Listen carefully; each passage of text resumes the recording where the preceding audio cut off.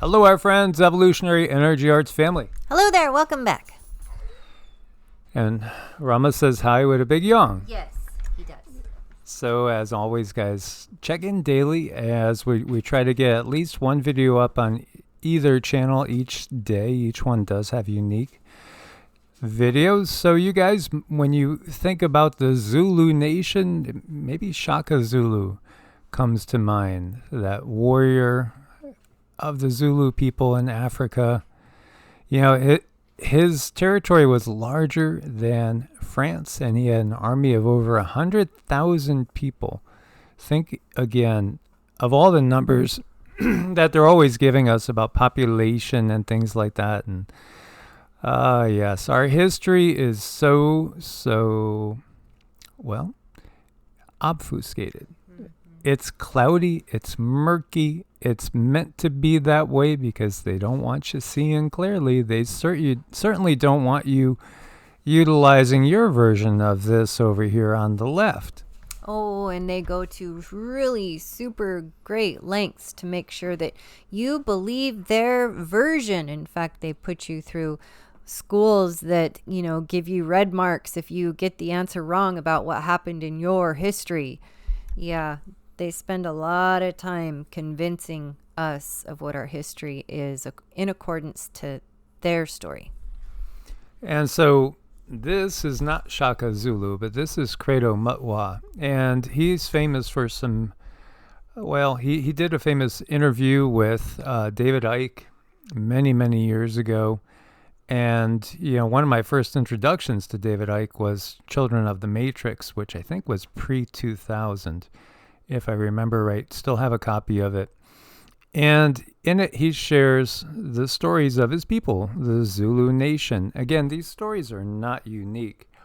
In fact, when you look at how, let's just say right now, Western society has dominated the planet, and it's going to shift again, as we've been talking all about, with the power shifting to China and the BRICS nations. But still, it's the Western system, which really comes from beings like the depiction on the left, these what we would call reptilian beings. And so sharing the stories that were passed down verbally, again, the indigenous people of the globe have been silenced on purpose as much as possible. Their ways, which are the ways of, for the most part, living in harmony with the earth, not conquering and poisoning. And that's not to say there's not warfare between nations. No, but when you look at the system, they don't poison the land on a massive scale like these corporations do, like the system does. And now the system, all you hear is, we got to stop carbon emissions. We got to stop this and that. But it's just another trick, another ploy. It's just another way of controlling humanity. We see all these depictions, this artwork. Now, is this people doing depictions of their nightmares? Or were these beings that they have seen, that they have heard of? And, these things that, in many cases, these stories remind us so much of modern abductions, modern UFO phenomenon. Again, there's been so many researchers in our modern times that have delved down this rabbit hole and basically found that, there's some myths and legends that sound so much like what they tell us in these stories from so long ago of these reptilian humanoid beings, as you see another picture of Credo Mutwa. And we've even seen it depicted in many of our movies. This one was from Conan the Barbarian, where the human, basically the leader of this barbarian tribe, turns into a serpent. Yeah, turns into kind of a Naga type being. It's all in front of our face if we'll just look. It's very clearly depicted. And of course, usually when we think of a Christian version of Satan and the devil, looks kind of reptilian-ish, right? Doesn't it? It does kind of look that way. And we see all these depictions of what people have seen sometimes in their abductions or in their visions. Or, again, maybe even in our modern day mythos, when we look to things like the Avengers, the Chitauri are these reptilian beings that Credo Mutwa shares with us, were known of by the Zulu people. These beings were not nice beings, and this is a modern day concept art depiction, so to speak, that we get from the Avengers. Ah, yes, Marvel Avengers. Again, what do you see? Well, you see people with technology, you see people with some sorts of superhuman abilities, which we will develop naturally, the superhuman abilities. And there are already super soldiers, and then we see a lot of alien-looking beings. Isn't this interesting? This is a Chitauri commander. Look at that. It's right in our face. Here they are, Marvel Avengers. Chitauri commander. You can collect your own. Indeed, you can have your own graven image if you so choose. Just go buy it. And we look at these beings and remember, humans, we all have that reptilian brain inside of us. Where does that come from? And gosh, is there more reptilian in some than others? And what does that mean exactly? Why do we have that reptilian part of us going on? And if so, is it possible we can tap into that? And then what does that do if we tap into the reptilian side of us? Just very interesting how it just seems to be bypassed when it comes to any type of true understanding on a spiritual level, or even a 3D in your body level. And so Credo Mutwa shares an incredible and fairly convincing story from his ancestors about an alien invasion that destroyed humanity and is the reason for the pain and suffering we see in the world today. Credo Mutwa is a famous African Zulu Sangoma, traditional healer from South Africa, who has ancient esoteric knowledge that he's gotten from his ancestors and predecessors that were passed down to him that helps illuminate ancient history. Now, the thing to realize is he's not alone. You will find the same stories all around the globe in different tribes. The Cherokee have their stories, the Hopi have their stories, the Australian Aborigines have theirs. Again, you don't have to, just zero in on only one particular part of the globe to find these stories. They're universal in nature, just like the flood stories are universal in nature. India, again, we've talked about the Nagas. And, it's interesting because there are more than one type of reptilian. There's multiple types of reptilians out there, just as there's multiple types of humans walking on the planet. We saw in recent videos, the world's shortest man at 21 inches and the current tallest man at like 8'6". The biggest man that we know of in history is Robert Wadlow, who was like an inch under 9 feet tall. He was like 8'11". More interesting than this, though, is the Zulu elder has had his personal experience, which corroborates this knowledge he was told. And that knowledge includes what we popularly refer to today as reptilians. He calls them Chitauri, or Chitauri, ruling over Earth. In fact, much of David Icke's central thesis is derived from Mutwa's knowledge. In an interview with Rick Martin, Mutwa explained the Zulus claimed that many, many thousands of years ago there arrived out of the skies a race of people who were like lizards, people who could change shape at will. Now, you got to recognize, too, these are different time periods. So where we are now is we are on the beginning of the lower 4D, and we're going to be moving deeper into 4D. And this is when we're in a waking state. We also transverse 4D when we are in a sleeping state, but yet out of the physical body. And when we're out of the physical body, we can do much more because, again, if you want to look at it in terms of, well, when you're in a physical body, you transverse space, let's put it that way. And when you're in a 4D body, you can also transverse time. As time is an illusion, and really it's something that it's necessary for our brain so we can process things. But it's not always necessary for us depending on where our consciousness is centered. Mm-hmm. Right. Time is something in the spirit realm that's actually tangible. It is a frequency. It has its own existence outside of our bodies. This time space that they teach us in school is that so we can experience our 3D world from going from point A to point B. It's our linear path, and that's how we do things here in the 3D. But once we move beyond the 3D, everything just changes incredibly, and you realize there really is no time the way we understand it.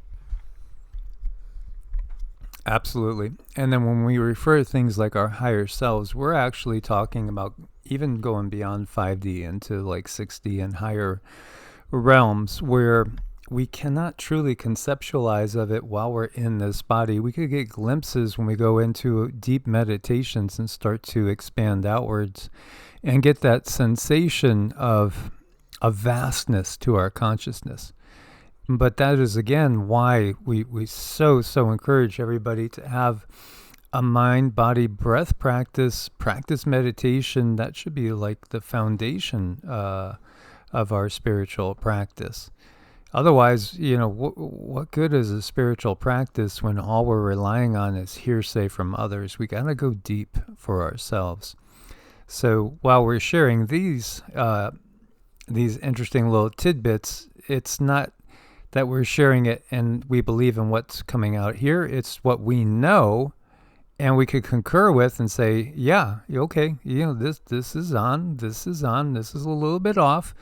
But for the most part, this gives a good picture of what's going on. So again, from our direct experience, we choose certain items to cover because they feel like they can be useful for people to see other people's depictions of what they have experienced, what they know, what they have gotten from their family members, tribal elders, etc. And again, when you're a shaman is a walker between worlds. And again, anybody that goes deep into meditation, you could say that you're a shaman of sorts. Mm-hmm. Or you are into shamanic practices. These beings, when you say the word shaman, there really is an energy to it. There's an energy, and you have a way of walking between worlds and actually doing things, actually changing things between these worlds. So it's really, it's an understanding that you come to and you learn, and that is also energetically passed down. Absolutely. So here we see. Okay, the Zulus claim that many thousands of years ago there arrived out of the skies. Kingship came from where? Came from on high. On high? Yeah, out of the skies. These guys came down. They said, yo, we're going to rule you. And when we leave, we're going to choose who's going to be in charge of you. And by the way, it's going to be some of our offspring, which, are some of you guys and us mixed, just to put it in simple vernacular. Yeah, a race of people who were like lizards, people who could change shape at will. So again, that's something that when we start getting into the 4D, we start to see this as a common thing. And people who marry their daughters to a walking extraterrestrial and produce a power race of kings and tribal chiefs. There are hundreds of fairy tales in which a lizard female assumes the identity of a human princess and poses at her and gets married to a Zulu prince. Now, again, we see all this in our myths and mythology, and you could think of legends of incubus and succubus, which are sexual demons that basically prey on the life force, but in some cases what they're actually doing is creating hybrids. And we call them demons, but in reality, you could more closely identify them with extraterrestrials, interdimensionals. Yes, there are some beings that have been on Earth for a very long time, for generations. So maybe at some point in time, when do you say they're no longer extraterrestrials because they've been here a long time? Originally, they came from, say, the constellation of Draco or They came from the Orion area. Wherever it is, again, it's all semantics. It's all semantics. Really, when people want to really denote and only look at things as that's a demon, it's what they're really trying to say is I still believe completely in the Bible and only in the Bible. And, that's my mindset in which I'm looking at everything out of. And, same thing with, I feel much of that is the same thing with the desire to have a flat earth, so to speak. In his old age, 94 at the time of the writing of this article, has become increasingly vocal about this knowledge and personal experience. Like most people, though, Zulu shaman claims these aliens are not really conventional aliens at all. He believes that they are not from a faraway planet, but they're actually from Earth or somewhere nearby. Well, absolutely. For a long time, they have worked Mars, which Mars is a hop, skip, and a jump from us. I mean, that's not far at all. Oh, no. Mars, a lot of the information, a lot of the construct that we function in now, the school system, the religious system, the medical system, the financial system, all of that was brought to us from Mars, from beings from Mars. It's a very powerful control matrix. And when you start dealing in generations, you teach the very, very young children as early as you can possibly get them part of these constructs. Well, they're no longer able to see outside of that construct. They think they have to function inside of that thing that's been created for them. They don't understand that there's any freedom.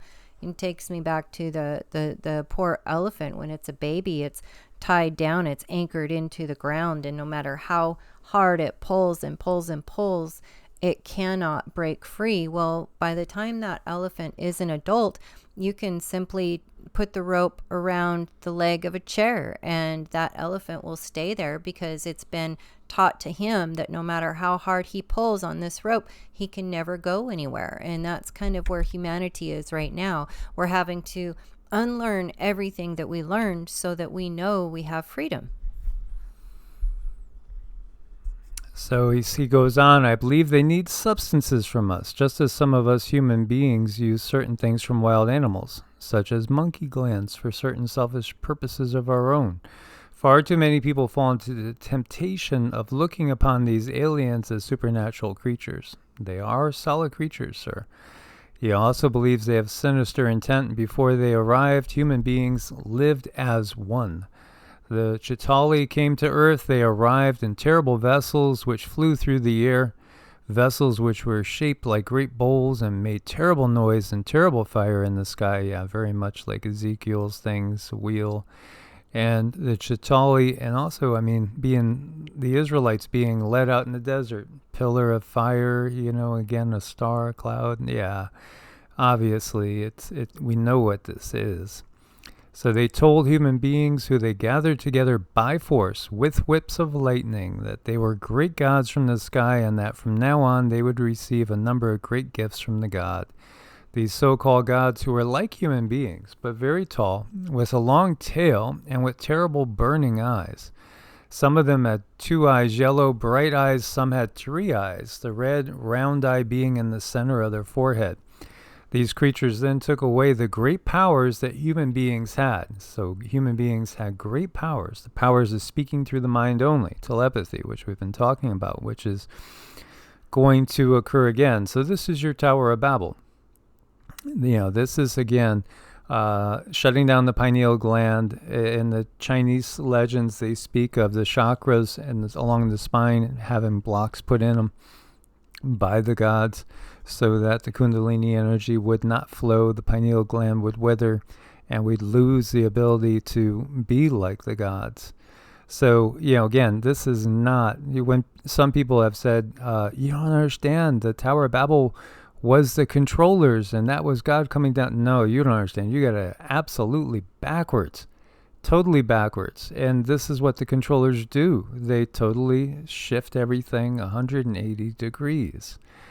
So the power of moving objects with their mind only. We're talking about humans. Telepathy, telekinesis, the power of seeing into the future and into the past. The power to travel spiritually to different worlds. This is why they didn't want graven images, because they didn't want you sharing what they looked like, which was pretty scary for most people. This is also why they put a prohibition against speaking with the dead or speaking with any other spirits that weren't them, because it's their way of controlling you. And automatically, this is what happens. Then you have nothing that you can experience directly on your own except that which they allow to you. And this is why they gave us that Abrahamic tradition that's based on concepts like blood sacrifice for redemption and like original sin. Again, it is, what's that term? Gaslighting from the get-go. Complete gaslighting of humanity. All these great powers that Chitauri took away from human beings, and they gave human beings a new power, the power of speech. But human beings found to their horror that the power of speech divided human beings instead of uniting them, because the Chitauri cunningly created different languages and they caused a great quarrel between the people. And so the Chitauri did something which had never been done before. They gave human beings people to rule over them. And they said, these are your kings, these are your chiefs, they have our blood in them. They are our children, and you must listen to these people because they will speak on our behalf. If you don't, we're going to punish you very terribly. This is your references to, let me pull this up again. Mm-hmm. I know this is a really, really good one because this kind of outlines everything in a nice, neat package for you. Nice, neat, tidy package. Slaves, this is Colossians 3:22 in the New Testament, but it's also in the Old Testament in various places as well. Slaves, obey your earthly masters. Why did they say earthly? Because this is them talking about the kings and queens that are given to you, which is their offspring, the reptilian offspring with the humans. Obey your earthly masters in everything, not only to please them while they're watching, but with sincerity of heart and fear of the Lord, or fear of the Chitauri, or fear of the reptilians, fear of the mighty ones that came from the sky. So now you can clearly see why this is the way it is. And I know for so many people it's difficult. If you're just now breaking away from the narrative that they've given you, it can be a very scary thing because this is your belief system that you've been given from people that you love and you respect, and you believe that they only want the best for you. So how could this be? How could this possibly be? And the fact is, this has come down for generations upon generations, and the true essence of it all has completely been washed away. Unless and until you're willing to look outside of that and understand that the Bible is this construct, the Bible is these beings that came and controlled humanity. The Bible is that one funnel that they reach their tentacles through, and then they control your soul through that book. And that's really hard to find that understanding. But once you do, and you realize, no, you're not going to burn in hell for eternity because you looked somewhere else as a spiritual understanding, then, oh my gosh, you can soar. That's freedom. So, there's multiple references to the census that David does. And in one spot it says that Satan put it in David's mind after God told David to don't take a census. Whatever you do, don't take a census, God tells David. And then Satan puts it in David's mind to go take a census, so he takes a census, so God will punish them. And the other, it says that God puts it in David's mind to take a census, number the people, because he was angry and he wanted to punish them. So either way, the reality is God and Satan are the same beings when you're looking at this. That's the same beings. They play both sides of the fence. They're playing good cop, bad cop. This is good cop, bad cop being played on humanity. And again, it doesn't mean that there's not a creator of the universe. There is. And if you want to know what that creator is more like, then I would encourage you to look more into the Sanatana Dharma and learn more or go into some of these native traditions, these indigenous traditions, the shamanistic traditions. There is a creator, there is a great spirit, so to speak, there is a source of all, and the manifest reality in all its varied densities is all our mother. So again, there is a divine feminine, divine masculine principle, but what you get in the Bible is you get the reptilians and the hybrids playing God and playing Satan. Good cop, bad cop. They got you coming and going. They got you both ways. Not my will, but your will. So you're basically giving away your free will.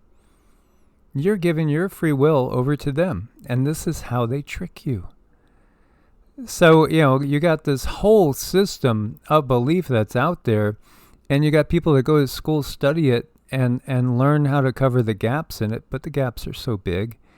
And so what happens is, God or Satan, however you want to, look at it, sends a plague and kills 70,000 people.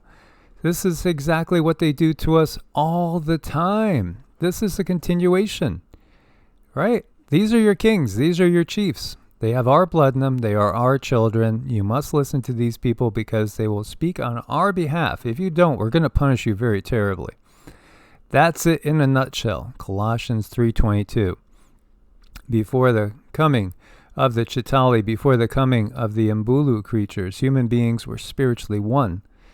But when the Chitauri came, human beings became divided, both spiritually as well by language, and then human beings were given strange new feelings by the Chitauri. Human beings started to feel unsafe, and they started making villages with very strong fences of wood around them. Human beings started becoming country makers. When we look to the future, what do we see with the star children? They don't view anything as being owned by anybody. No, you ask the mother for permission. If it's something that's in resonant with the earth, then go ahead and do it. If not, no. And again, it's recognizing that we're all cells in the same being. So in other words, they started creating tribes and tribe lands which had borders which they defended against any possible enemy. Human beings became ambitious and greedy, and they wanted to acquire wealth in the form of cattle and seashells. Whether what the shaman says is real or not is debatable, but it does seem to hold within it a resonance that sounds more tangible than the creationist or Big Bang evolutionist explanations we've been given. And so I'll give you guys, the links to that. And, this right here is showing there are figurines all over the world that depicts these non-human beings. As you see a reptilian holding a reptilian baby. I mean, is this just the stuff of, okay, I'm going to make these figurines because this is what my daughter had a nightmare of last night? Well, then why are people all over the world having the same nightmare? Why? Well, because they've seen these beings. They've seen these beings. Yeah, they've seen them up close and personal all over the globe. Yeah, I mean, and you would get used to, in certain ages, like again, in Atlantean culture, there were many different extraterrestrial races coming and going all the time. So all these different depictions of these different beings, it's again, one of those things that you get used to over time.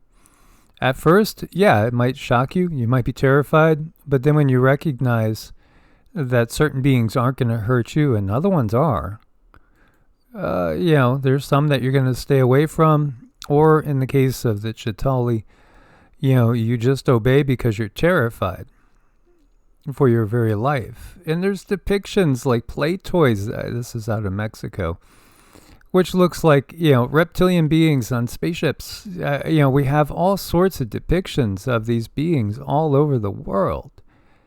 Every culture on the globe has references of these different beings. Is it all one mass psychosis?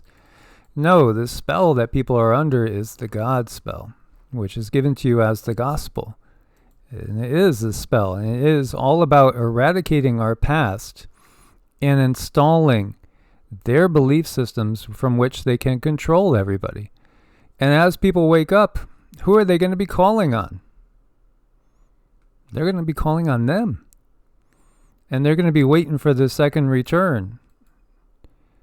When Yeshua, the real Yeshua, it was never about him coming physically back.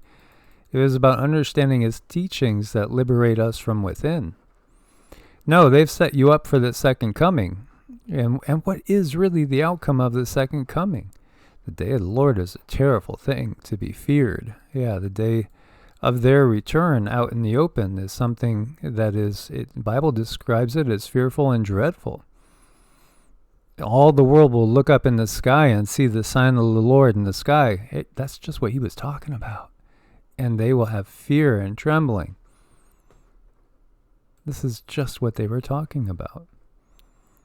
Exactly. I mean, how could the picture be any clearer? It is so clear. So what's the way out? Rise up to where they can't see you.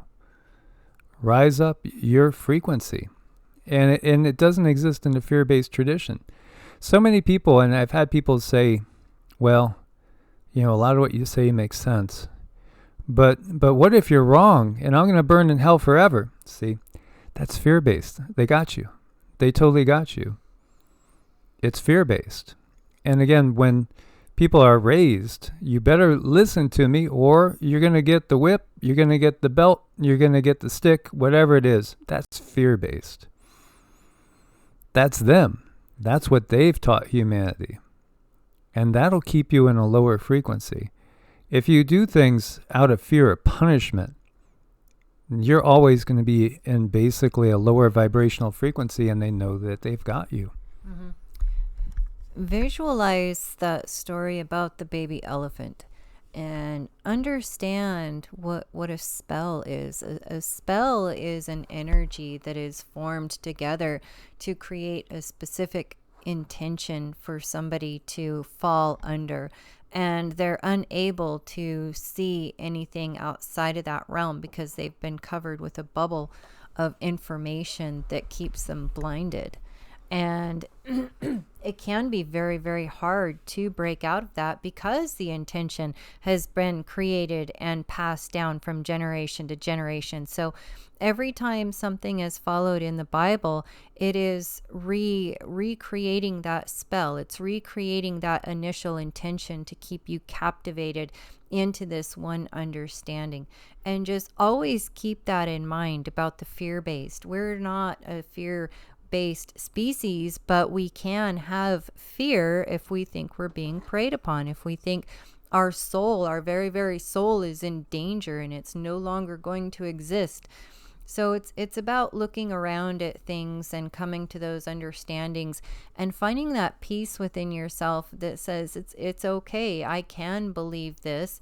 I can look over here and read this about my history and read that about my history. And it's okay if I believe that those things in the Bible are not true. It's okay. And I'm not going to burn in hell, but it's a process. It takes time. But when these beings put all this together, they knew it was going to take some doing for people to break out of it, for people to be filled with enough light of information to be able to break out of that matrix. So they know what they're doing. We're not the first group of entities that they have succumbed, that they have forced us to submit. They know what they're doing. They understand how to manipulate the soul into doing something where we think we want to do that, but only because we're afraid. And these stories, again, are global in nature, as you see this. Like there's the Cherufe. Chilean lore illustrates a sinister saurian breed living deep within the earth. They have a voracious appetite for human flesh, preferably young children and virgin maidens. Residents felt the only way to appease the Cherufe was to sacrifice chosen victims by throwing them inside an active volcano. And we saw evidence of massive sacrifices in Mesoamerica, blood sacrifices. In fact, the Judaic tradition is founded on blood sacrifice. This is what they gave us. They gave us the whole concept of blood sacrifice. And then in the Bible, they say, okay, this is the final human blood sacrifice for one and for all. But in believing in the blood sacrifice, you're condoning it, and it continues. War is a blood sacrifice. In so many ways, the plague upon the land is a blood sacrifice. The blood sacrifices really haven't stopped. They've always been going on. And when people go and line up to go get the Eucharist, you're basically celebrating a blood sacrifice again.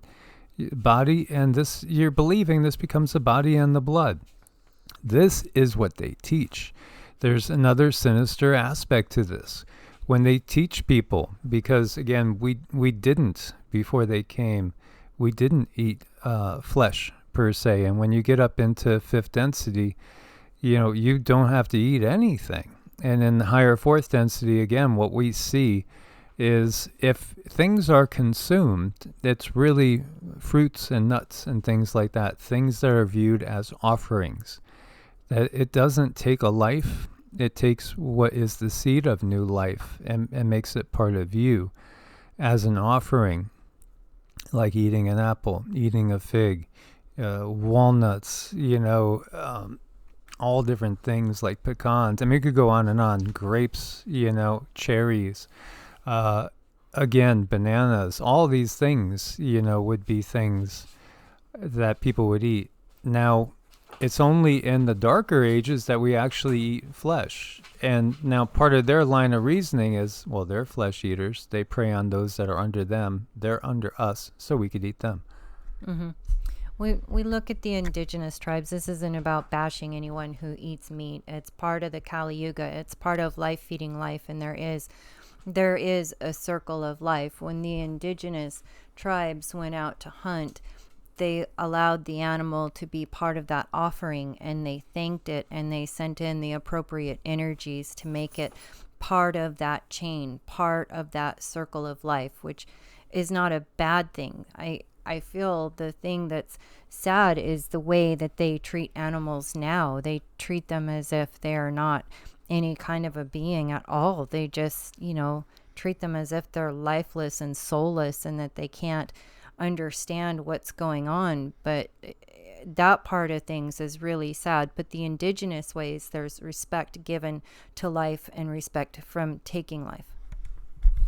And again, the animal that is consumed, it is like Cindy's saying, it's the way. And the slaughterhouses are brutal and they're horrible. And it does affect the animal's consciousness. The animal is a soul, just like anybody else. And it will take a new body as a new vehicle to have new experiences in a 3D realm. Yet it's an imprint on the soul that is imprinting a negative experience, a horrific, a terrifying experience, and traumatizing it. This is what they love to do. They love to create this trauma because they want to, misery loves company, and these are miserable beings. They are lower vibrational, miserable bottom dwellers that want to get everybody else as miserable as them. And pretty simple. It is. Misery loves company, and you can just kind of chalk it all up to that. So as always, guys, we hope you got something out of this, because again, where we're heading is out of there. For those that will do the work to drive your vibrations up, again, they take joy in ticking people off to the point where people are ready to take up arms against other people and express their hatred and anger and frustration in a negative way.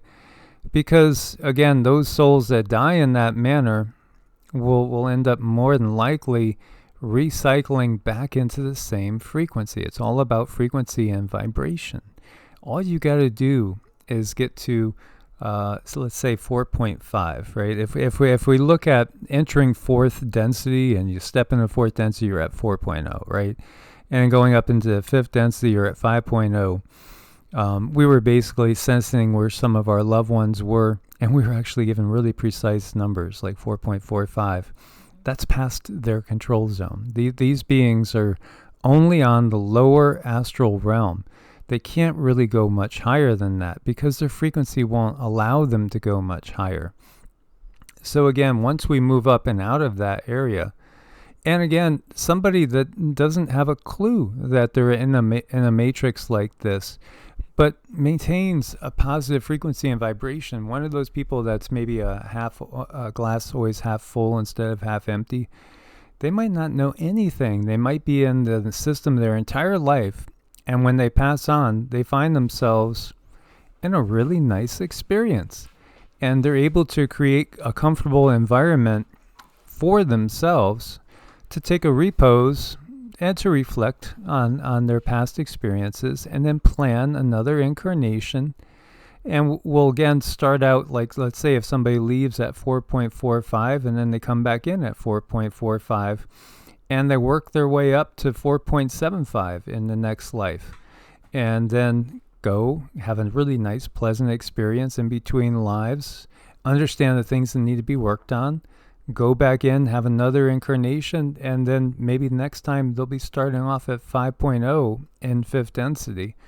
And again, even when we get to the middle part of fourth density, this is truly a heavenly realm compared to what we have been in. What we have been in is a hellish realm. And even in the hellish realm, there are those beings that have found a paradise of their own. Indeed. As always, thanks for your support on Ko-Fi and Patreon. Check out Medicinal Foods, link on every video. Much love, God bless, and namaste. Namaste.